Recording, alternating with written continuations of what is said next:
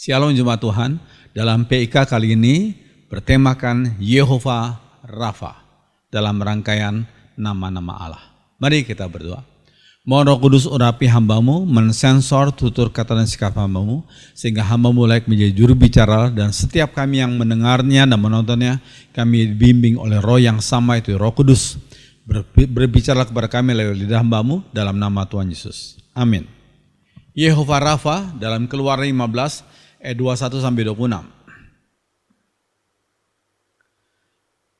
Ayat 23 sampai 26, sampailah mereka di Kemara, tetapi mereka tidak dapat meminum air yang di Mara itu, karena pahit rasanya.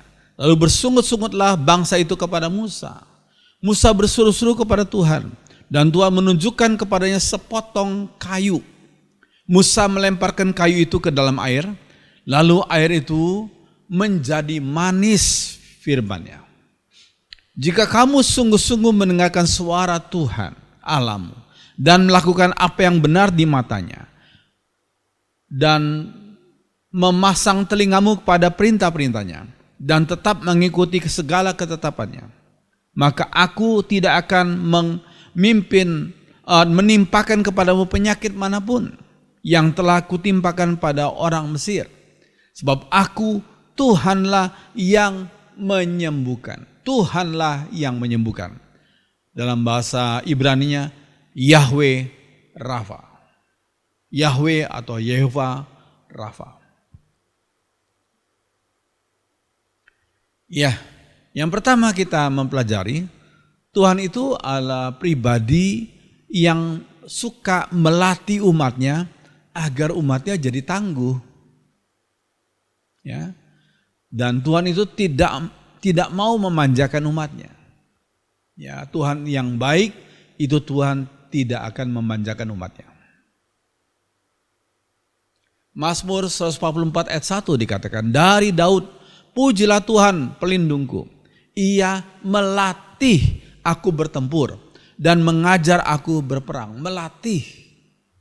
Ya. Kita melihat di sini perbandingan aja. Orang yang bisa masuk Densus 88 tuh orang gak sembarangan. Orang yang sudah melewati berbagai macam latihan, ujian.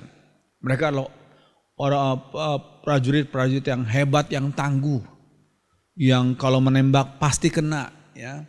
Dan berbagai macam bela diri dan lain-lain. Memang tantangannya, memang ujiannya berat. Ya, tetapi menghasilkan satu kelompok yang tangguh, yang hebat gitu. Itulah Densus 88. Tuhan kita di surga adalah Tuhan yang ingin melatih umatnya. Ya, dia tidak ingin agar umatnya bermanja-manja, tapi dia ingin melatih umatnya. Nah, kata berperang di sini bukan berarti perang orang Kristen disuruh untuk musuh-musuhan, tidak. Tapi berperang di sini adalah melawan berbagai tantangan peperangan rohani ini. Melawan berbagai macam kejahatan di dunia ini. Ya, melawan segala macam siasat iblis yang memakai berbagai macam cara.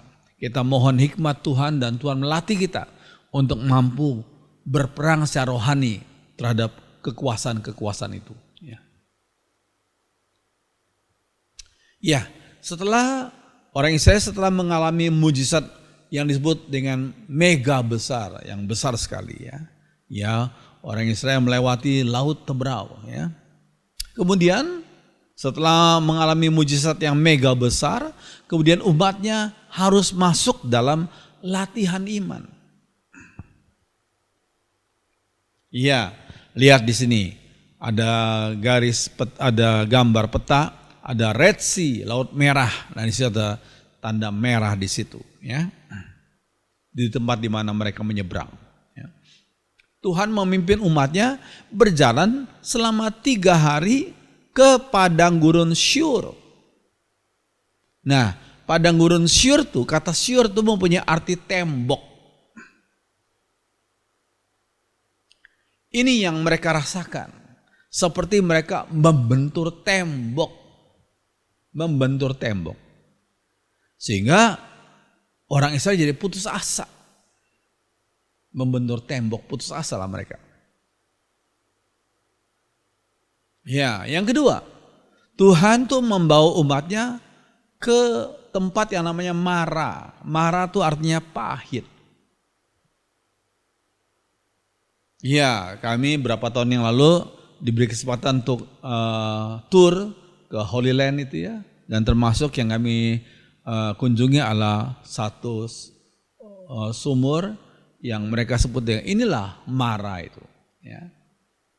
Pahit ya, waktu sebelum Tuhan melakukan mujizatnya ya. Ya. Nah, Rut 1 ayat 20 kita bandingkan ya, kisah Rut itu. Tapi ia berkata kepada mereka, jangan sebut aku Naomi. Ya, Naomi artinya kenyamanan. Sebutkanlah aku Mara. Mara artinya pahit. Sebab yang Maha Kuasa telah melakukan banyak yang pahit kepadaku. Itu perbandingan Rut 1 ayat 20. Ya. Pengalamannya pahit, suaminya meninggal, kedua anak lakinya meninggal juga. Ya. Pahit selama 10 tahun itu. Ya. Ya. Jadi Rut itu bersama dengan keluarganya tadi berjalan ke daerah ya dari Bethlehem ke Moab itu. Ya. Ya. Namun akhirnya puji Tuhan karena kesetiaannya akhirnya dikatakan Naomi menantu daripada Rut ya. Maaf, Naomi mempunyai menantu yang namanya Rut itu. Naomi mengalami yang manis yaitu Rut. Rut menantunya itu menjadi nenek moyang sang Mesias. Ya, setelah anaknya Naomi itu meninggal dunia, nah anaknya Naomi yang suaminya Rut itu Rut dipertemukan oleh seorang anak Tuhan yang luar biasa ya. Dan dikatakan mereka lah menjadi nenek moyang sang Mesias. Pengalaman indah, pengalaman hidup beriman daripada semua umat Tuhan seperti itu. Mengalami hal yang pahit luar biasa. Tapi kalau kita tetap setia iring Tuhan, jangan tinggalkan Tuhan, tetap setia iring Tuhan, taat pada perintahnya, maka Tuhan akan melakukan perkara yang luar biasa, ajaib, ya, indah pada waktunya. Puji Tuhan. Ya, yang ketiga, Tuhan itu mengajar umatnya agar berdoa bukan bersungut-sungut. Berdoa, tapi jangan bersungut-sungut. Ya. Iya, Keluaran 15. Lalu bersungut-sungutlah bangsa itu kepada Musa. Kata mereka, apakah yang akan kami minum? Bersungut-sungut. Tuhan gak senang kalau kita bersungut-sungut. Walaupun menghadapi tantangan, jangan bersungut-sungut. Berharap, memohon kepada Tuhan. Ya. Memang, kalau kita melihat reaksi Israel memang cukup manusiawi. Coba kalau kita seperti mereka misalnya ya. Berada di padang gurun yang sangat panas. Ya. Air habis untuk mereka minum. Lalu mereka temukan air ternyata pahit. Ya, mereka bersungut-sungut. Saya pikir manusiawi. Tapi Tuhan sudah mengajar kita umatnya untuk berharap dan bersandar sepenuhnya kepada Tuhan. Ya, lalu akibatnya Musa berseru-seru kepada Tuhan. Maksudnya Musa berdoa dengan sungguh-sungguh kepada Tuhan. Level rohani dan kepribadian seseorang dapat terlihat dari reaksi segera mereka. Reaksi segera mereka saat menghadapi kesulitan. Gitu ya. Level rohani dan kepribadian seseorang dapat terlihat dari reaksi segera mereka. Ya. Immediate response. Ya, saat menghadapi kesulitan. Iya, yang keempat. Tuhan bisa memakai benda yang sederhana. Apa yang dipakai? Sepotong kayu. Sederhana ya. Musa berseru-seru kepada Tuhan dan Tuhan menunjukkan kepadanya sepotong kayu. Musa melemparkan kayu itu ke dalam air, lalu air itu menjadi manis. Ini mujizat Tuhan. Ya, Tuhan bisa pakai benda yang sederhana, sepotong kayu. Yang penting ada kuasa Tuhan. Tuhan bisa pakai apa saja dan siapa saja walaupun sederhana saja. Ya. Kalau Tuhan berkenan untuk menolong umatnya, dia bisa pakai apa dan siapa saja. Bahkan hal-hal yang sederhana sekalipun, orang-orang sederhana pun Tuhan bisa pakai untuk melakukan pertolongan bagi umatnya yang sedang mengalami masalah itu. Yang terpenting adalah penyertaan Tuhan. Dalam kondisi apapun, kepahitan, ke suatu situasi yang krisis luar biasa, yang terpenting adalah apakah Tuhan menyertai kita. Itu penting sekali. Kalau Tuhan menyertai kita, Tuhan mampu melakukan berbagai macam mujizat yang diperkenannya, yang dikehendakinya. Ya. Yang kelima, Tuhan itu memberi peraturannya kepada umatnya. Ya, setelah melakukan mujizatnya, Tuhan memberikan peraturannya kepada umatnya. Ada banyak hikmah yang didapat dalam situasi yang sulit dan bermasalah. Ya, di tempat dimarah itu sulit, ya bermasalah, tapi di balik itu semua ada banyak hikmah yang kita dapat lewat situasi seperti itu. Ya.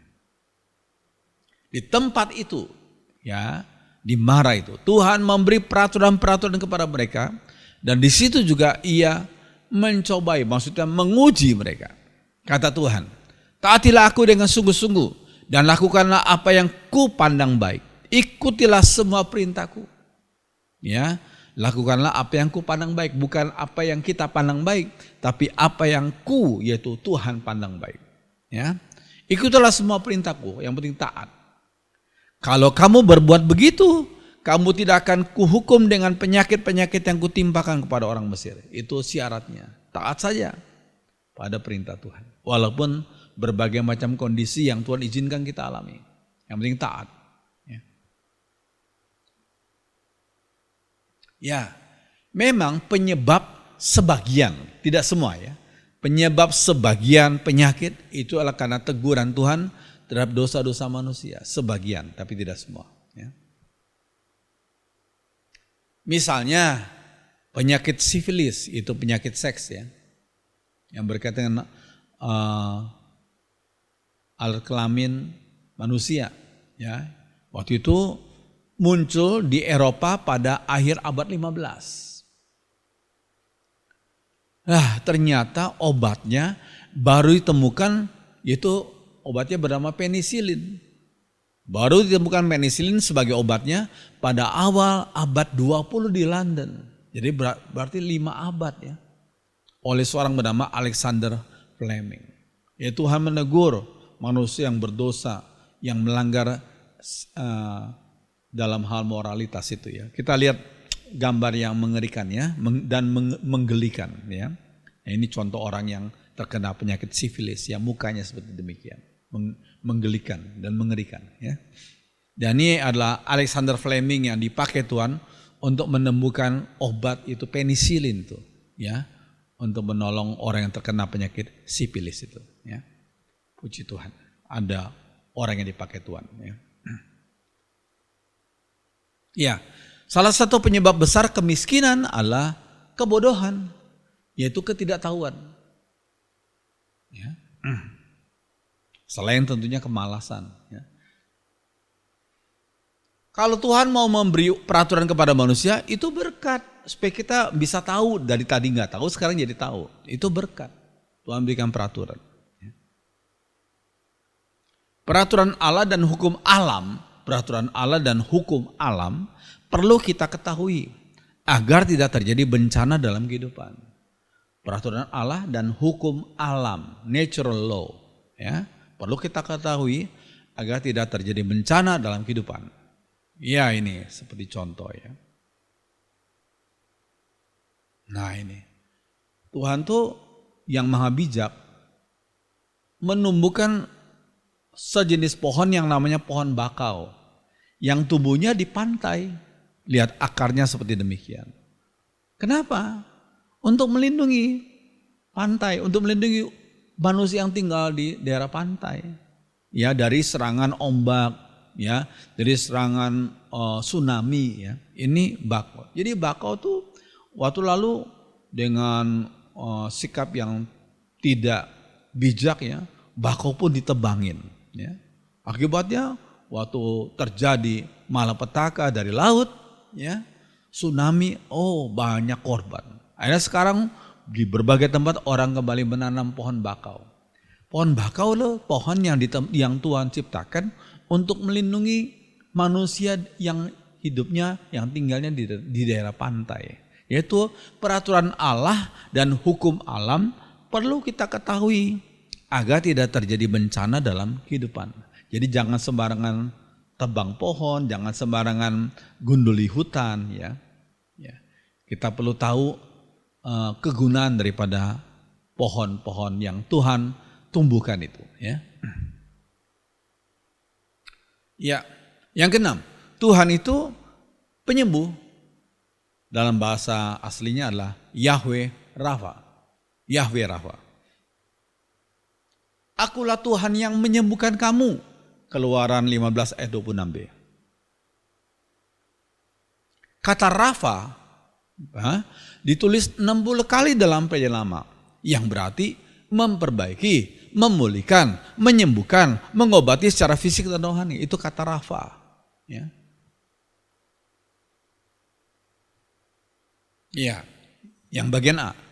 Tuhan tuh menyembuhkan penyakit mentalitas manusia, yaitu semangat juangnya sangat kurang. Ya, Tuhan mau menyembuhkan, memberikan semangat yang baru. Ya, tubuhnya sehat tapi kalau semangat juangnya lemah, ya nggak bisa maju. Ya.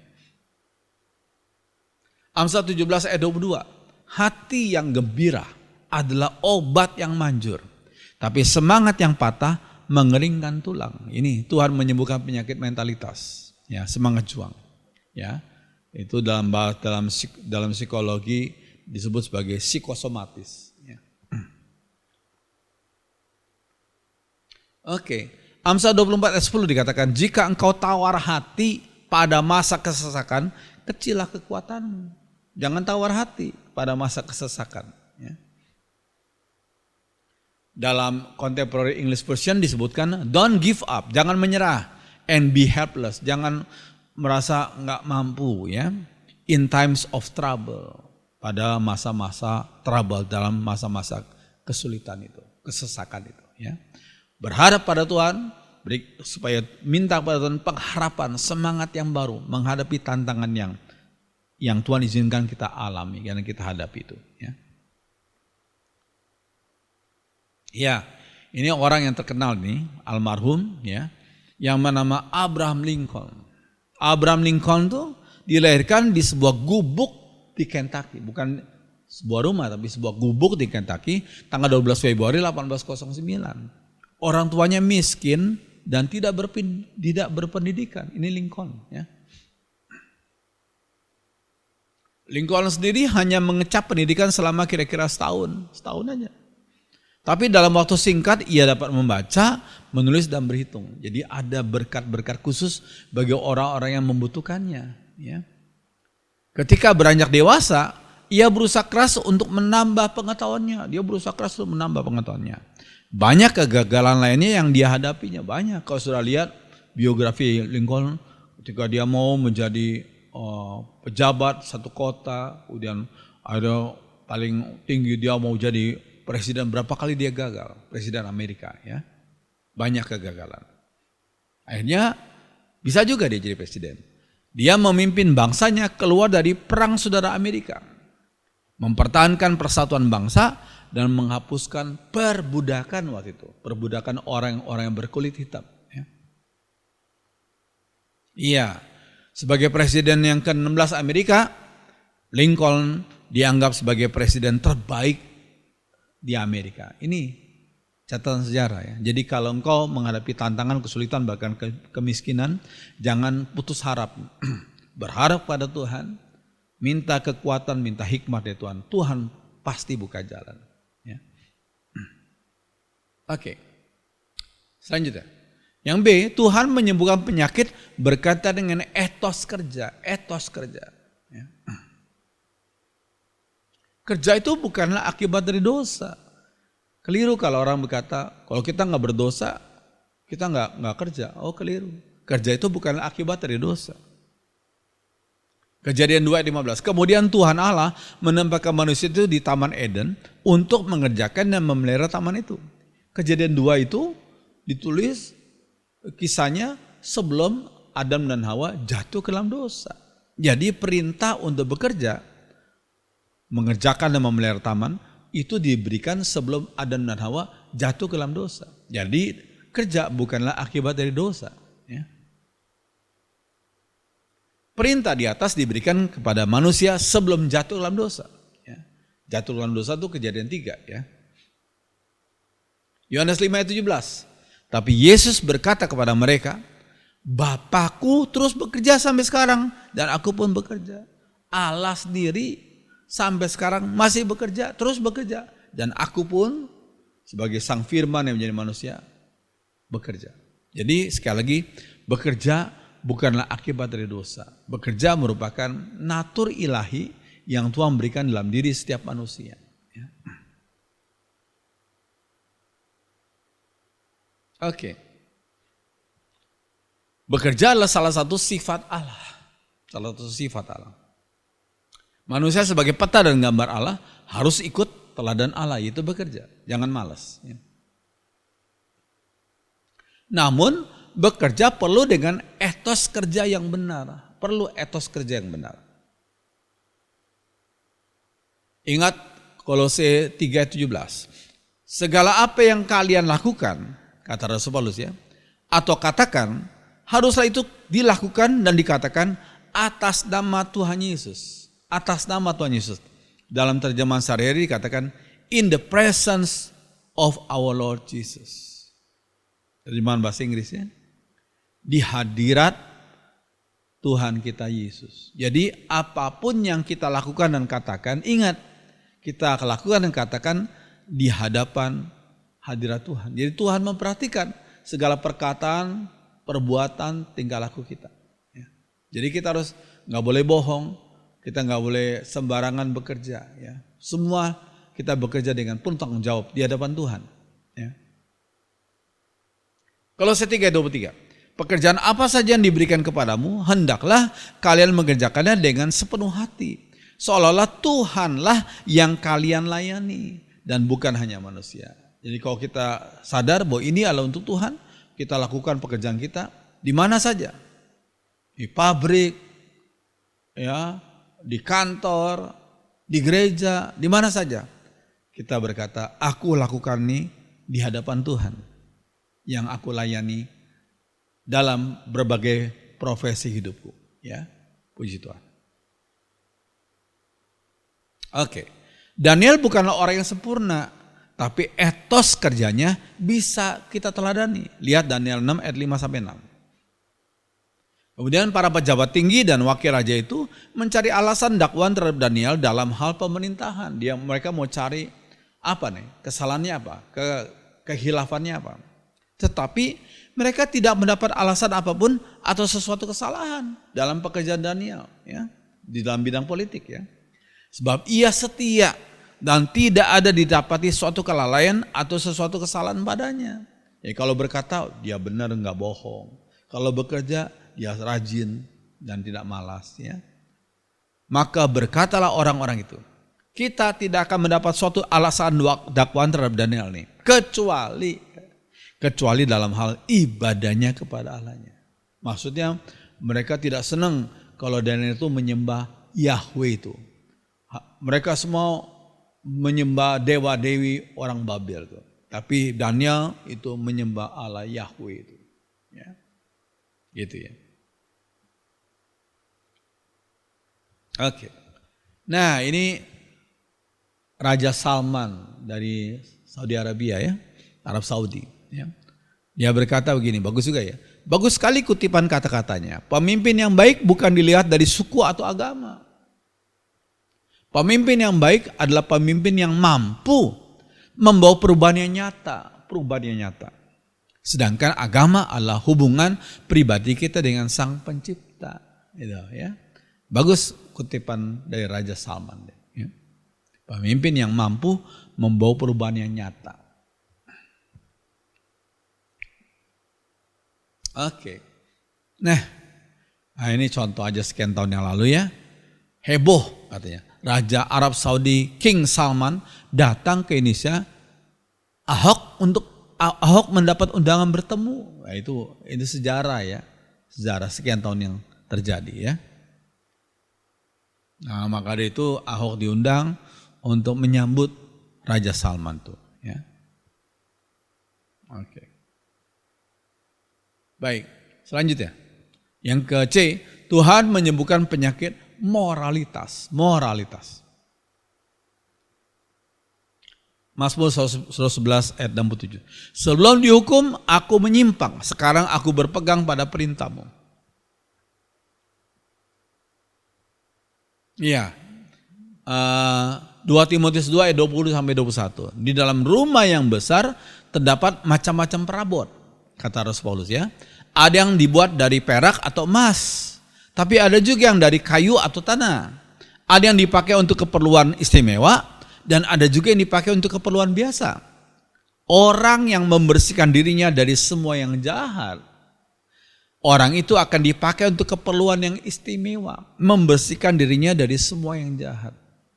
Dari moralitas yang tidak benar, dari etika yang tidak benar ya. Orang itu akan dipakai untuk keperluan yang istimewa. Ia menjadi milik yang khusus dan berguna bagi tuannya. Ia disediakan untuk dipakai bagi setiap pekerjaan yang baik. Itu 2 Timotius 2 ayat 20 sampai 21. Iya. Yang D, Tuhan menyembuhkan penyakit jasmani. Pemakaian obat tidak dilarang oleh Alkitab. Ya, siapa yang bilang Alkitab melarang umat Tuhan memakai obat? Tidak dilarang oleh Alkitab. Ya. 1 Timotius 5 ayat 23. Jangan lagi minum air saja, itu kata Paulus ya. Minumlah juga sedikit anggur, jangan banyak-banyak jadi mabuk, tapi sedikit anggur untuk menolong pencernaanmu, sebab engkau sering sakit-sakit. Dalam terjemahan sehari-hari ya. Jadi sedikit anggur ini sebagai obat. Ya. Yakobus 5 ayat 14. Kalau ada yang sakit, hendaklah ia memanggil pemimpin-pemimpin jemaat, dan hendaklah pemimpin-pemimpin itu mendoakan orang yang sakit itu dan mengolesnya dengan minyak atas nama Tuhan. Mengolesnya dengan minyak. Minyak macam apa? Minyak itu pasti bukan minyak urapan yang disebut oleh sebagian orang, tapi minyak zaitun yang dipakai oleh orang Israel waktu itu sebagai obat untuk penyakit di luar dan juga di dalam tubuh. Itu minyak zaitun. Ya, ya kita lihat. Ya, Lukas 10 ayat 34. Maka didekatinya orang itu lalu membersihkan luka-lukanya dengan anggur dan mengobatinya dengan minyak. Kemudian membalut luka-luka itu. Inilah perumpamaan orang Samaria yang baik hati ya. Iya, apa minyak itu? Itu minyak zaitun ya. Nah, penggunaan jasa dokter medis enggak dilarang. Penggunaan jasa dokter medis enggak dilarang oleh Alkitab. Ya. Matius 9:12. Yesus mendengar pertanyaan mereka lalu menjawab, orang yang sehat tidak memerlukan dokter, hanya orang yang sakit saja. Iya. Jadi Tuhan tuh tidak melarang umatnya untuk pergi ke dokter kalau sakit, ya.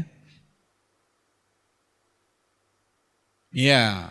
Kolose 4 ayat 14. Dokter Lukas yang kita kasih dan Demas mengirim salam kepadamu. Jadi dokter Lukas sering mendampingi Paulus dalam pelayanan misinya. Dia lakukan apa? Ya pasti sebagai dokter dia menolong Pak Paulus dalam berkaitan dengan kesehatan tubuhnya. Ya. 2 Timotius 4 ayat 11. Hanya Lukas sebagai dokter ya, yang tinggal dengan saya.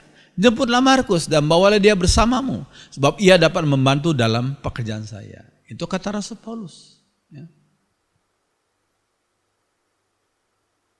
Iya. Nah, hati-hati pula dengan pola makan. Pilih makanan yang sehat daripada makanan yang enak. Apalagi khususnya bagi saudara yang sudah usianya 30-40 tahun ke atas ya. Pilihlah makanan yang sehat dan bukan makanan yang enak. Biasanya orang pilih makanan yang enak, tapi pilih makanan yang sehat daripada makanan yang enak. Lihat Imamat 11, silakan baca sendiri ya, Imamat 11 itu ya. Penting itu. Matius 4 ayat 7. Yesus menjawab, tapi dalam Alkitab tertulis juga, jangan engkau mencobai Tuhan Allahmu. Jangan kita mencobai Tuhan Allah kita. Ya, ini ya. Ini perbandingan ya. Ya, ini beras merah dan beras putih. Ya, ini perbandingan. Saya kutip dari internet ya. Kalorinya beras merah itu 222 per 1 cup ya, 200 gram ya. Beras putih kalorinya 260 ya. Proteinnya beras merah proteinnya 6, sedangkan beras putih proteinnya 6, sama ya. Karbohidrat dalam beras merah 46 ya, beras putih lebih tinggi 56 karbohidratnya. Serat makanan beras merah 4, tapi beras putih cuma 1 serat makanan ya. Omega 3 beras merah 28 dalam 1 cup itu, sedangkan beras putih 26. Omega 6 beras merah 618, beras putih 124. Magnesium beras merah 86, beras putih 24. Mangan beras merah 2, beras putih 1. Fosfor beras merah 166, beras putih 86. Jadi dari perbandingan ini kita melihat ada banyak kelebihan daripada beras merah. Walaupun kami sudah mengkonsumsinya selama 9 tahun saudara. Cuma saya berikan tambahan, kalau saudara mau mengkonsumsi beras merah itu keras saudara. Sehingga misalnya kalau mau memasak beras itu, misalnya kalau beras putih saudara kasih air 1, tapi kalau beras merah 1,9, hampir 2 airnya, supaya saudara bisa makan dengan enak, nggak keras, nggak atos gitu ya. Itu ya. Jadi ini pengalaman kami selama 9 tahun. Memang pertamanya nggak enak, tawar, nggak ada rasa. Tapi sekarang udah biasa, udah terbiasa ya. Dan itu buat kesehatan kita ya. Oke, hati-hati. Iya, ini. Nah, ini. Ada sebagian orang di Semarang, di Jawa Tengah, orang sering makan soto. Soto minumnya apa? Es teh atau es jeruk. Ini kurang baik. Sotonya panas, sotonya banyak minyak. Waktu ini dituang es. Akibatnya minyaknya jadi menggumpal di dalam lambung kita. Sehingga kurang baik untuk kesehatan. Jadi kalau makan yang panas ya, apalagi berminyak, jangan minum es. Tapi kalau bisa teh anget ya. Setiap orang-orang di Tiongkok itu senang minum teh Chinese tea yang anget ya. Baik untuk kesehatan. Jangan makan es teh atau es jeruk padahal makanannya berminyak. Itu tidak baik, menggumpal di lambung saudara ya. Nah ini ada orang makan sate kambing, lalu setelah itu makan duren. Wah, ini bahaya ya. Bahayanya apa? Salah satu yang menjadi korban ya ini almarhum Jeremiah Rim yang terkenal itu, pendeta terkenal itu. Umurnya baru 50 lebih.